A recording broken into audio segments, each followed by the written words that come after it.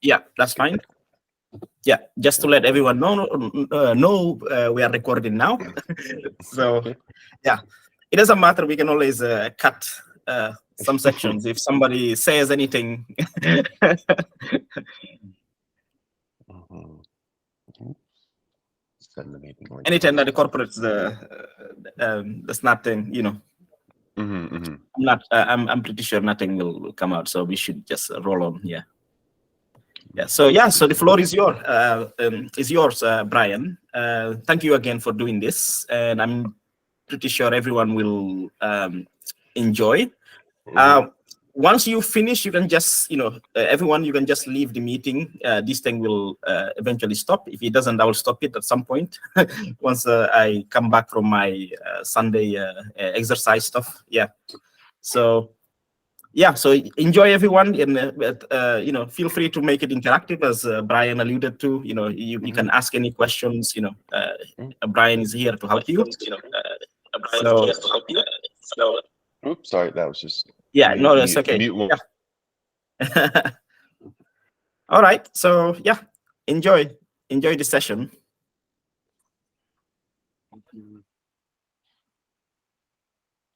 Okay.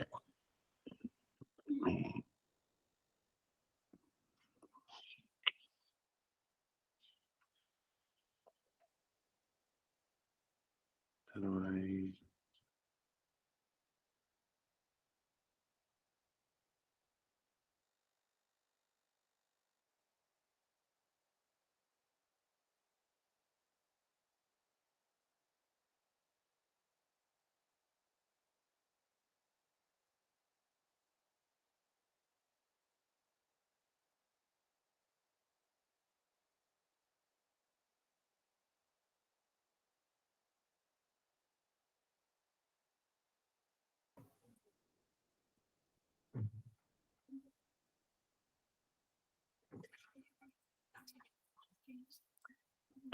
Brian, is that me or your microphone is muted? Can you hear me now? Yeah. Yeah. I was just hanging out for last minute before I left. How do I mute both of these? Is that better now? If it's still echoing. No, it's Good? not echoing for me. Yeah, for me Okay, it's okay. good. Yeah. Fixed it. Okay. I don't know the rest. I'm sure the rest are also okay. Yeah. Okay. Yeah. Enjoy the session, guys. Yeah. Cool. Thanks. Yeah, just trying to solve the problem of having two accounts linked up to this thing and having only one of them, transmit sound without annoying everybody. All right. So, right. Last week we talked about the Unetta lemma, which is a way of embedding a category into the category of functors valued in sets. And the exercises for this section were all just based on finishing the proof, essentially. So where do we go? So let's first start here.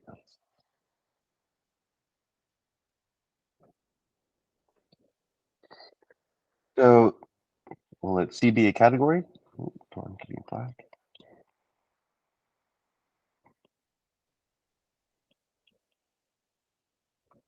And I looked at the Unetta embedding. So for each object X inside C, I can define two functors. I can define H like sup X, which acts as follows. So it's the functor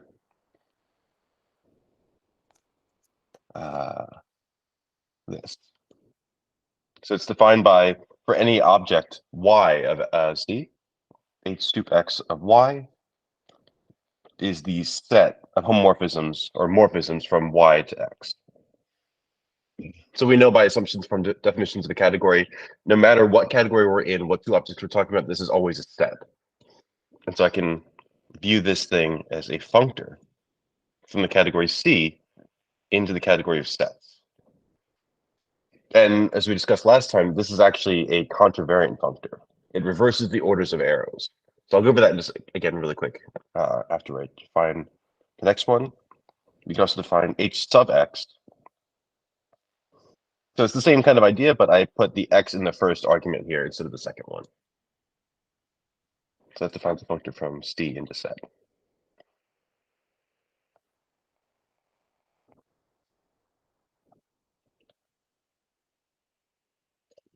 They're both useful. If you're talking about the meta embedding, and some stuff we talked about like at the end of the last lecture, we usually like the first one, but the preference, you'll get equivalent lemmas no matter which way you do it. So let's quickly say if I have some function, so I say it's contravariant because it reverses the order of errors. So if I have a function, say from y to z, and I look at h sup x of this, right? So we know that every functor takes some object, some other object, and takes some morphism to some other morphism. So this should turn into a morphism between sets. So the way this works is then we get a morphism from this set to this set, which we call the pullback along F.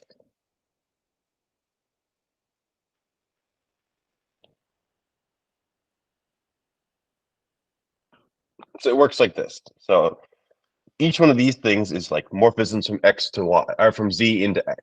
This is morphisms from Y into X. So if I've got this function here, I'm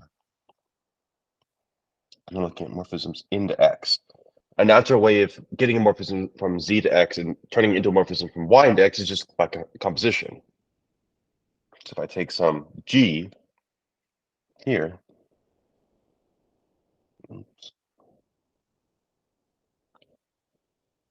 I get a morphism from Y to X by composition.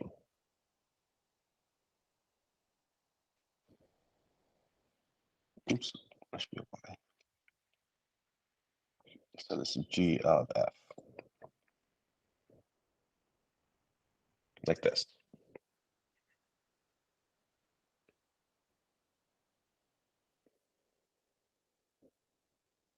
Likewise, so since it reverses the order of the morphisms, we say it's contravariant. Likewise, if I have h lower star or lower x, h sub x, and I get a morphism from Y to Z, this becomes covariant, preserves the order. And again, it works by composition of functions. It just happens to be a little bit easier to write down this time. We call this one h lower star, or the push forward along F.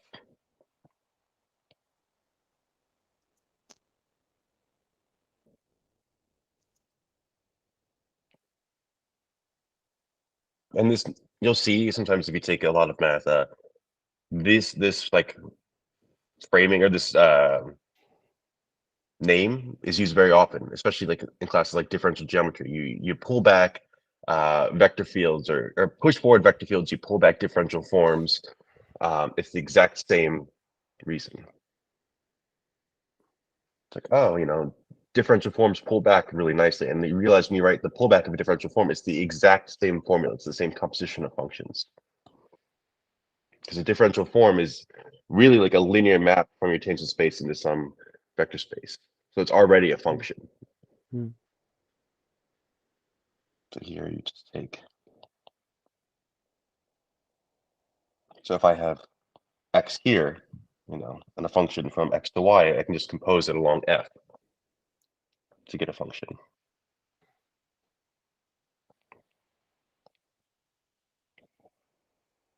Let's extend here.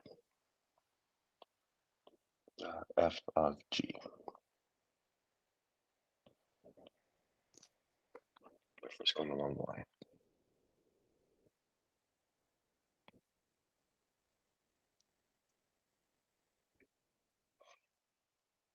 Right. So each of these were functors, and then we were able to then do the following. part of the UNETA lemma was, let's see, go back on page.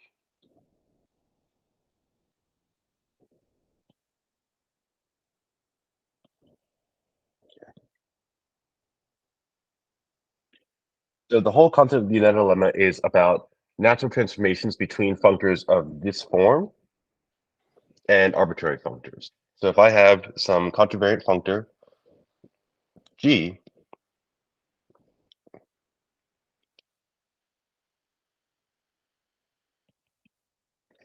and I want to see what do natural transformations, so functors, so morphisms between functors, I should say. What does this look like? And what UNETA says is that this is equal to or isomorphic to the value of g on that set X. So this is a morphism between functors.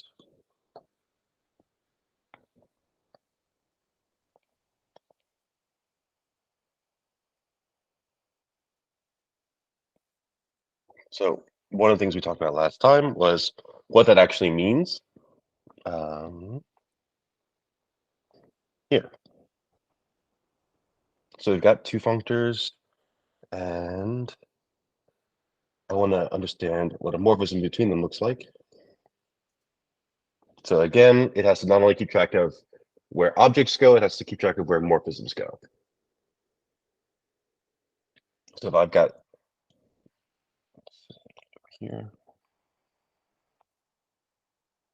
two functors f and g, and some morphism between them, which we'll call eta, then for each object in X, you have some function between the value on X of f and the value on X of g. So f of X and f of g, or sorry, g of X.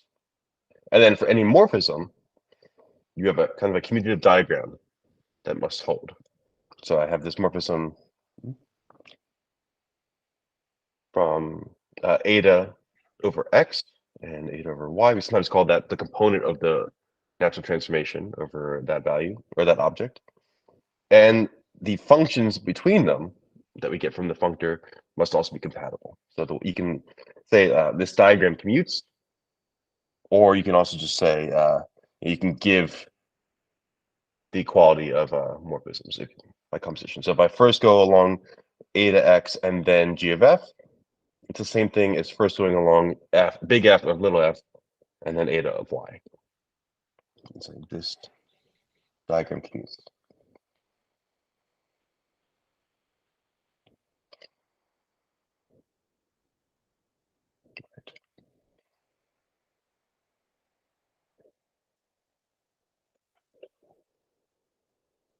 So the kind of interesting case, yeah, go ahead. Did you have a question?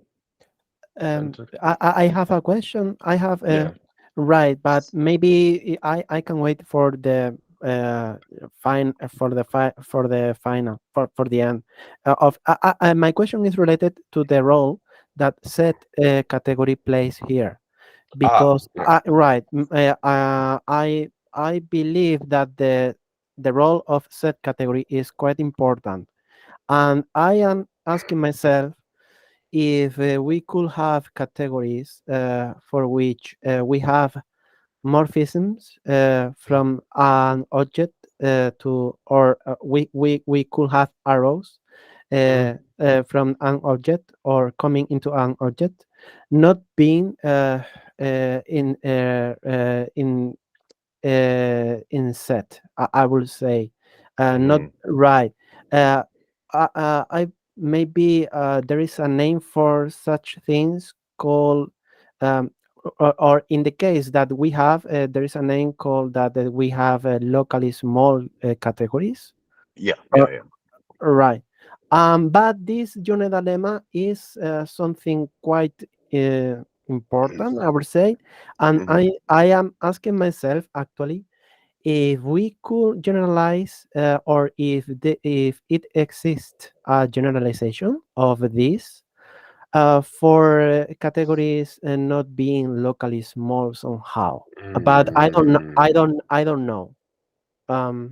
Right. So you should it depends on what the categories are enriched over. So this is so this is the thing that we kind of I sort of swept under the rug. I didn't really talk so much about. Mm.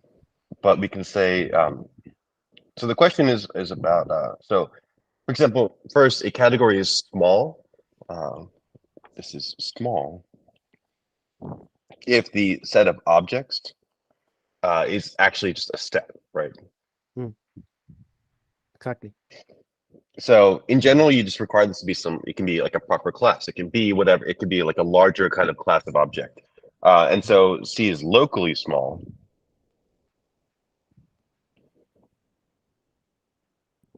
If for any two objects, X and Y, this is a set.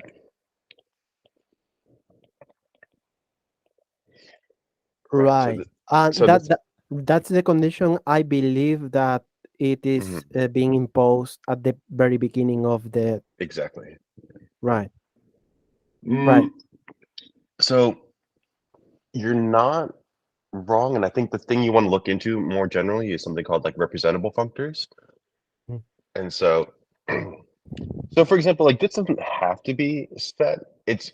In a lot of special cases, your morphisms are sets plus structure. That could be Mm. like vector spaces or abelian groups. Mm. In that case, you still land in the category of sets, but you actually land at a slightly smaller thing, a category of like groups or vector spaces or whatever. So you'll notice like when we did the vector spaces example, like the dual vector space functor. So the dual vector space functor goes from this category. Oops, it's supposed to be like a K. Opposite. So we said that, oh, you get a vector space back, but what we're really landing is in the category of sets. You take some vector spaces V and set it to this, right? Which is exactly the same thing as H like sup K of V. So in this case, we can say, by nice properties of this category, this is something called an abelian category. Or actually, it's really the property we're using is that it's an additive category, or a category enriched over the category of vector spaces. There are all these like extra things you can impose on them to say like, some categories that are really nice are what we call additive categories. So instead of saying, this is a set, we say for any two objects, this is actually an abelian group. You can always add morphisms together or something. Okay. But I think for Uneta, for this kind of statement, you need locally small, or maybe you need like. Right. I don't know necessarily like what the correct answer is in, for what the generalization should look like, but you say like maybe you have you're like in its user whatever form, kind of go ahead. Right. In the user form, I saw the Uneta lemma as you explained for locally small categories. That's the that's the Uneta lemma actually, as you explain and as you expose in this session. But I was asking myself why we cannot generalize that, or if it could be possible in some cases or not. We are taking a course in category theory, so we ask ourselves for generalization, right? Exactly. Yeah. Exactly. So we are just always pursuing the most general case. So a thing that ends up being really useful is so I actually have this thing of like representable functors. So a functor is representable if I'm trying to think. This is like the closest analog I can think of off the top of my head. Is that so G is representable if there's some object X such that it's of this form as a functor. So for example, we just saw that like duality functor is representable, Mm. represented by that object. So you're not necessarily saying that, all objects are of this form, all Hom sets are of this form. You're saying, you got some functor from here, some other category like D or something, Right. but maybe D is some kind of bigger category. Maybe the Homs aren't like sets. Maybe they're a sheaf of sets or this kind of other strange thing. Like, Mm. I don't know. It's a kind of interesting problem. We can, you should Mm. keep thinking about it. I'm sure, Right. like, it's the kind of thing that's been explored. I'm like certain that someone has looked into this kind of thing, but I don't really know what the true general shape of it looks like. Maybe Right. like this is like I will try to think about that, and I will try to be active on Discord. And if I understand or I figure out the some kind of answer of I came with some thought, I will share the yeah. in our Discord channel. No, Of I like course. that. Right. Mhm. Um, so when we start seeing a little bit more of this stuff, maybe I'll introduce like some examples of sheaves or pre-sheaves, Mm. and you can just see kind of what I mean by this, where these aren't the Homs you get aren't necessarily like a set. Maybe it's a collection of sets. Mm. Um, so you get around the exact kind of thing. Maybe you just need some kind of elementary topos. Right. For me, the easier examples uh, are the locally small categories and the Hmm. representable functors. It is not trivial for me to came up with non, but I will try to think about right, Hmm. um, right, some weird thing, right. Hmm. Okay, sorry for interrupted your. No, no, no, no, it's okay. Right. So this is what UNETA says.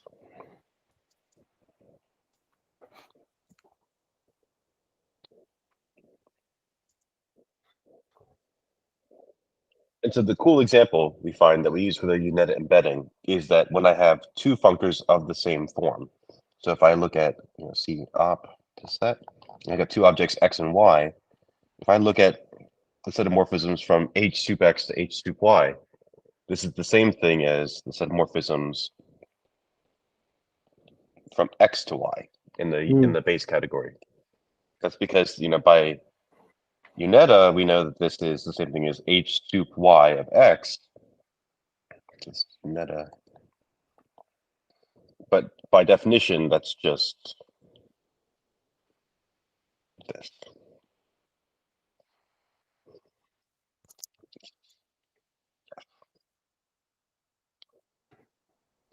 And so we can use this isomorphism to get an embedding of the category. So I write that like I think like this. This takes the category C and embeds it in the category of contravariant functors on C. You send X to H sup X. And we know this is covariant now because the order of the morphisms is preserved. So if I go from H sup X to H sup Y, it's the same thing as X to Y.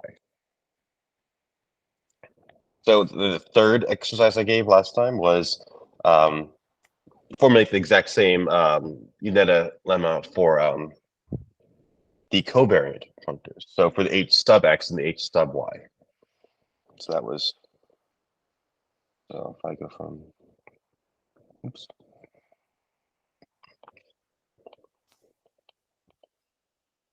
If I have, come on now.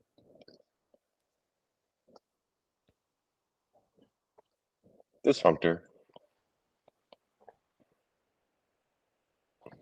then I can define an embedding the same as before. So I do the arrow pointing down because I have a subscript and an arrow pointing up when I have a superscript. So this goes from C up, actually.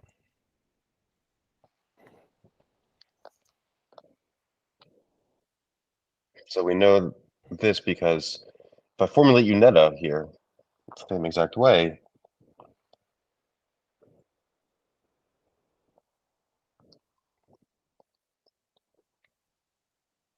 so if this is H, oops, sub X to some functor F, that's also covariant, then what this will tell me is that this is the same thing as the value of the functor F on X.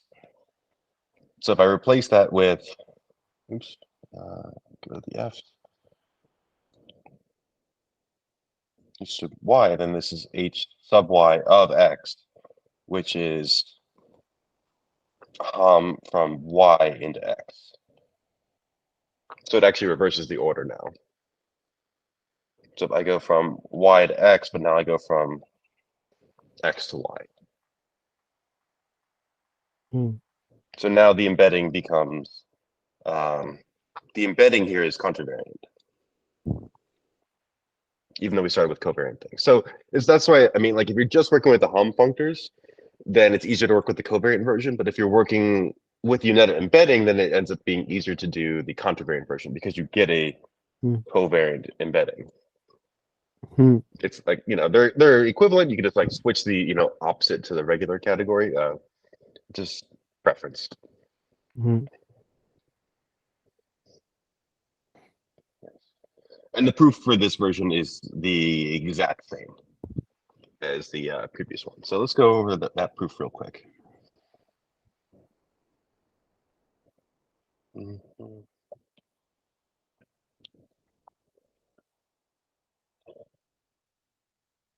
So if I have, so what we gave last time was the sort of the way the proof works, but I didn't like say why it works. I just gave essentially the morphism.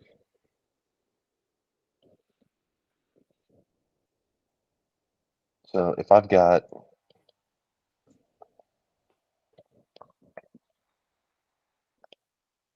some object X and some functor G that's contravariant,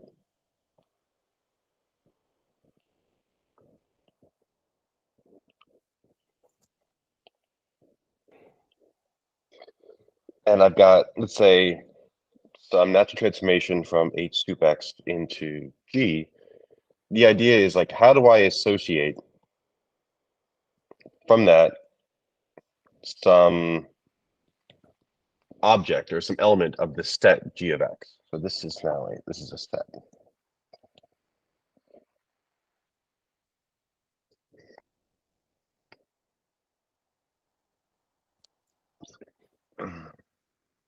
So one example you might want to think into for generalizing UNETA lemma, if C, if your category C you start with isn't small, Mhm. then the set of functors on it will not be small. It won't even be locally small, Mm. I believe, Hmm. because you're embedding it in this bigger category already. It's like sort of like taking a power set kind of thing. You're Right. or even like, you know, embedding the set of smooth functions into the set of distributions. Because you're Mm. embedding into a strictly bigger category. Right, but it would be nice if I or we could construct one example of something this week or something like that, because maybe I am wrong. Please correct me. But Mm. from this UNETA lemma, I have like the feeling of that a functor is Mhm. construct is defined or construct, not construct, maybe define, or we can uh, uh, define somehow the functor by its natural transformations. So the natural transformation are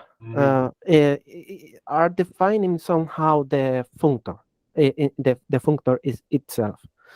Yeah, it's they're sort of combined. Like they're equally important. Yeah. Right. So it's like we are defining an object somehow through its transformations, right? hmm I read somewhere that Yoneda lemma is saying that we can uh, describe an object through its morphisms or through its transformations. That's So exactly right. right, and I have the feeling that here, as you perfectly explained, Mhm. um, we are like describing the functor itself by Mhm. its natural transformation, actually, because Mhm. we are we are establishing a correspondence between natural transformation of this functor and how it was called component of the Mhm. functor g of Mhm. over an object x. So Yeah. um, that's a very meaningful tool, a very powerful tool, right? Very Mhm. that's very important. That's a very key concept. And Yeah. It's. right. I was asking that's the reason why I was asking myself Mm, how to or if it could be generalized for not mm, the locally small categories or for other other kind of functors, right? mhm. Right. Because philosophically it has a meaning, right? Mhm. It's somehow has a meaning. You could Um, also rephrase. You could rephrase the meta thing, so that it kind of maybe concretely say what you're getting at. You could say two of these functors, h sup x and h sup y, they are naturally isomorphic if and only if x and y are isomorphic. exactly. hmm Right. But uh, mm this restriction about mm being working on locally small categories, hmm it's like we should add if we are working in locally small categories. If not, hmm we don't know. Um, that's what I was asking myself. If Yeah. we can we could say that you know uh, in general hmm or what would be the condition. So what you might be able to say is like maybe instead of locally small, only some of the hum sets are actual sets. Mm, Maybe like only a few of them are. So perhaps mm, you kind of get around it. Like the first generalization you could have is instead of taking an arbitrary functor g, you have some kind of nice functor mm, where um, it happens to be the case that this is valued in sets, but the category C isn't locally small. mm,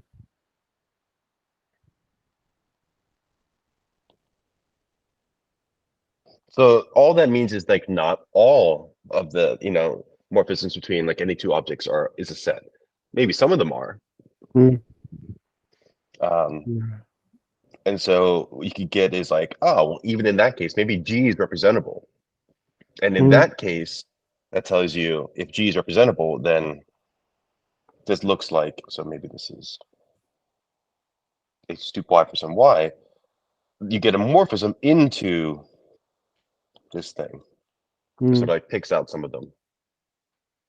But maybe that it's not always an isomorphism. Maybe you just get some natural transformation between these two things, mm, or like some natural function. So like maybe instead of trying to like construct a new example wholesale, let's just kind of selectively weaken the hypotheses mm, bit by bit. See where we get. Like you can construct some function where like so this one is set valued. G isn't locally small, so only sometimes you get a mm, set. mm, But you do know, for example, every time you plug something into G, you get a set back. mm. Um, yeah, I sort of I have no doubt that there are examples of this kind of thing, but I have no idea where I'd find them. Uh, Mm. there's a really great book that kind of is super category theory. Like, it starts in the very beginning, goes abstract, um, right away. And I feel like it might actually be in this book. Um, it's called I don't remember the authors. It's called The Joy Of abstraction, of Cat. or the joy of cat. Cats. Right. Cat Right. being like, this collection of categories. Right. There's The Joy of Sets, and there's The Joy of Cats. I think it's also a free book. I think so. Ah. Okay. Thank you. I mean, any book is free if you sail the seven seas, but you should definitely. I can't officially endorse any of those methods. I will take a look as well as I am working on set theory actually. So you say that, there is another book called The Joy of Sets. So I will Mhm, take a look at both of mhm, them. mhm. Right. Another There's question that also one more thing is another book called Sets for Mathematics. I think I put this in the set of references for this class. Where this is a book that does all the elementary constructions of set theory from the perspective of category theory. It kind of assumes that you saw category theory first before you ever saw set theory. And so okay. it's kind of cool things. And it's by oh my god, Lavier, I think. Lavier and some other person who's one of the big names in Right. making category theory as a foundation of math. Right. Right. Right. Mhm, Right. mhm, There is a fixed point theorem of from Laver. mhm, Right. It was it was beautifully exposed in a book called, I don't remember. I will post. I will try to remember and post the name mhm, in the Discord channel. But it mhm. was generalizing all the diagonal arguments and right. Cool. Right, Gödel theorem, diagonal arguments, and it was a big generalization of all kind of these things, and it was from categorical point of view actually. So, Mhm, mhm. Yeah, I really, really enjoy his writing. mm, Um, he also has another book. It's just called Conceptual Mathematics, mm. which is it sounds like a really like popular math kind of type book, like Neil deGrasse Tyson would write or something like that. But it's actually just kind of a category theory overview of lots of like archetypes of problems in mathematics itself and how category theory is well posed to solve them. Oh, great! Mhm. Thank you for all these resources. Yeah, of course. So how do we even? Let's go back to this and quickly go through this.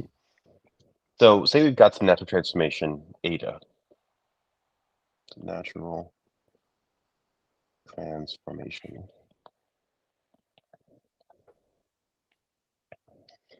And so the problem is how to associate uh, from eta some element of the set g of x. I'm going to send this to some element in the set g of x. So oh, what was that about? Why am I not muting you?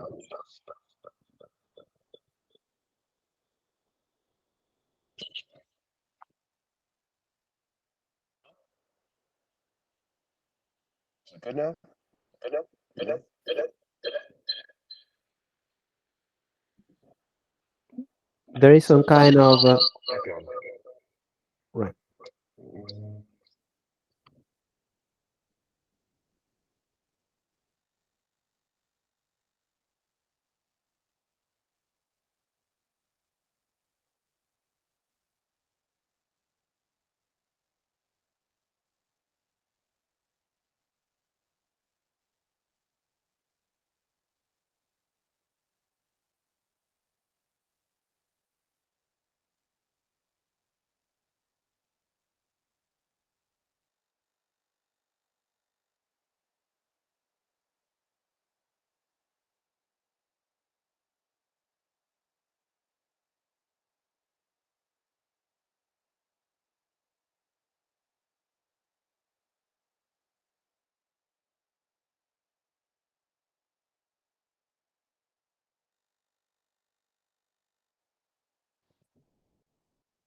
Can you hear me now? Oh, why is this? Right, but there is an echo. Mhm. Trying to understand why though. Because there's no sound from my. Oop. There was no sound on my iPad, Now and the mic was the, off. the echo is gone. I, Okay. I I hear you perfectly. Mhm. I don't know what happened. Mm. Yeah. Let's try that one more time.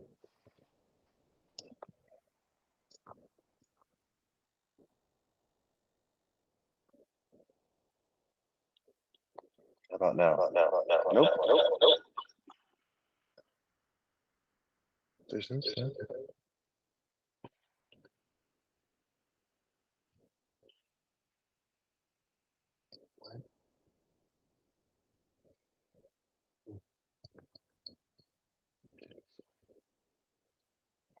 Okay, so that's just not working right now.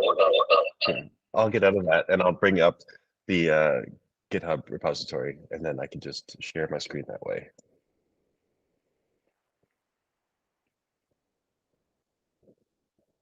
That was strange.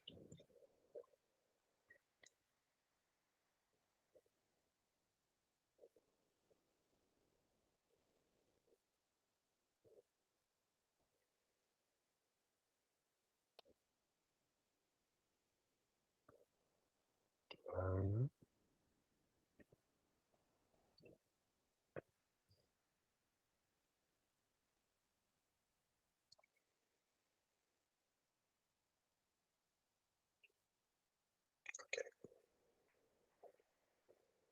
Sorry about that. I don't really know what just happened there. Okay, so I'm going to share my screen, and can you see this? Yes. Okay. Right, So we right. have this. We are So we have, seeing your notes. right.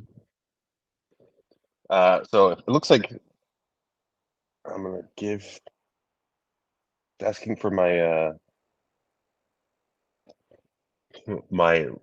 feedback for the Google Meets app, so I just gave it a 1 star. Um, so let's go back down here to the Netalemo. So this is what I was just saying, basically. How do I assign some natural transformations to some element of the set g of x? And one of the kind of blessings of working with such a general setting is that we don't really have too much we can kind of infer from context. We only really have the axioms or the definition of the category and natural transformation. There's very little we can kind of conjure up. So what we really just should look at is our base assumptions. What morphisms do I know exist in general? What objects do I know exist in general? Well, for any object, I know that there's some identity morphism from that object to itself. That always exists for every object in every category. And so what I can assume is, let's start with the identity morphism from x to x. And on x, there's a component over eta, or of eta over x, sorry. And let's see where eta sends the identity morphism. Well, it's into some element of g of x. So this is, some function. This defines a function here. The question is this enough to really kind of uniquely determine eta? Because you're only looking at eta over a single element of x, or of c, sorry. So that's what this question was. So show that eta, this thing, or sorry, psi, which we defined as the image of the identity morphism on x, uniquely determines the component of eta over every other value y of c. And that's a bijection. So what we want to do is look at this square right here. So I want to follow around the image of the identity for any kind of square. So if I have some morphism from, let's say, x to some other object y, let's send the identity to to f, the function, and then the identity also goes to xi. So by commutativity of this square, they have to go to the same element. And this uniquely determines what happens to eta of y for any y. So we essentially take this commutative diagram here and just apply it to where the top left corner is, Hom from x to x, Hom from x to y, or sorry, from y to x, I should say. Then this is g of x and this is g of y. We just follow this triangle through, or this square through. And what we notice is that this sort of uniquely determines eta. It uniquely determines the value of eta on every object, just by the uniqueness of this diagram, the commutativity of this diagram. It has to be a bijection. So it's sort of the hard part of this is, oops, let's bring up the thing again. The hard part is to define this function, to see what happens to the identity. And once you do that, the rest just sort of falls out. It ends up, the hardest part is writing down the right commutative diagram. And then suddenly it's straightforward. That's why I like to give this one as an exercise, because it trains you to think in that way. Like I only have so many definitions and so many things I actually know are true in this case. So play around with the few objects you have. And once you do that, you get this, this morphism. And then it's very straightforward to show that it's a bijection. So that was the main things I want to say. Maybe I'll write up a more concise proof in the Discord channel for that, because we had all that build up to talking about it, and then the iPad decided to just kind of freak out on us. But that's mostly what I want to talk about. So for, let me stop sharing. Oops, where did I go?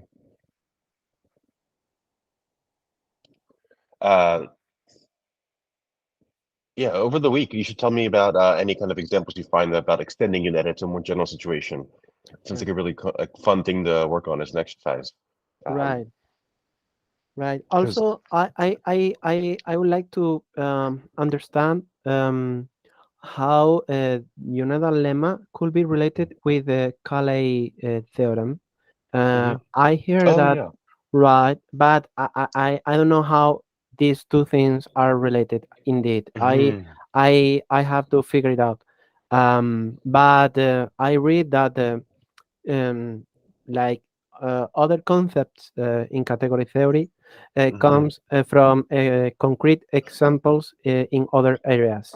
But Yoneda lemma is like something which arise specifically in category theory. It's like something something new coming from category theory, not completely not completely let's say related to not related, but not completely, not something that you could have in other areas, in other specific areas like analysis, or it's something that comes from category theory. But some people say that the most the closest thing that you could have to Yoneda lemma is the Cayley theory, or the Cayley theorem. And I don't know I don't know how it is related, and I will try to understand how this relationship is established. It is another beautiful theorem. Cayley theorem is like when I studied this in group theory, and it was a course about group theory in here also in quantum formalism.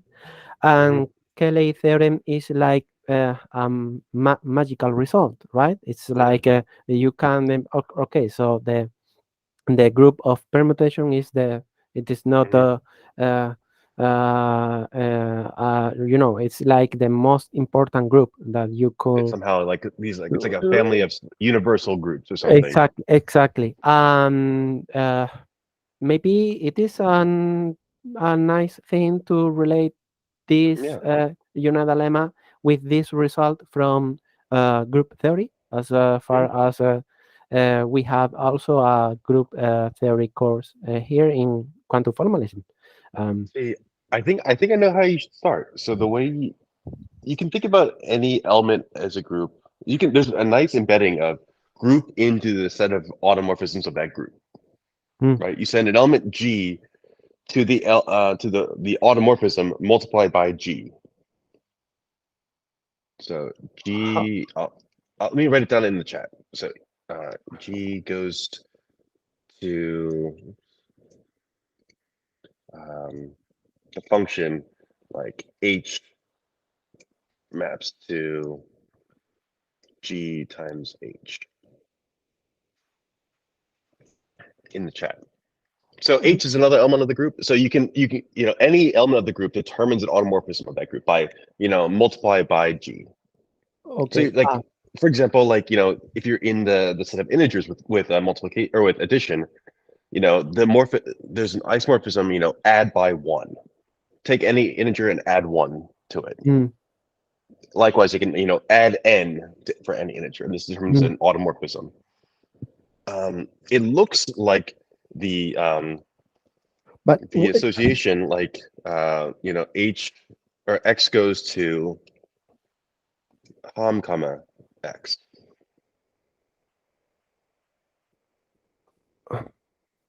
so You turn any element of the group into a function, which is multiplied by that group element. okay, right. And you can think about, yeah, exactly. And so what you should think is that you can think about this group of automorphisms of G. So aught G is actually isomorphic.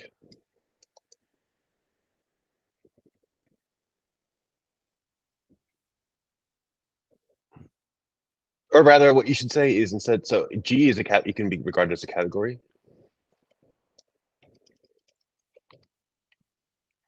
Right, you can turn any group into a category in the way we talked about in the lecture.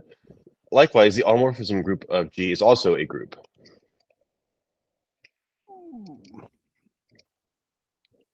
Regarded as a category.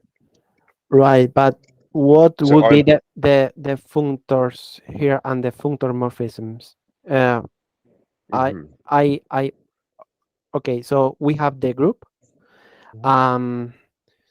The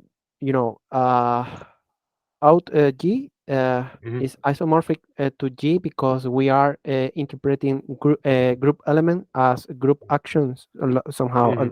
Right. Okay. Okay. And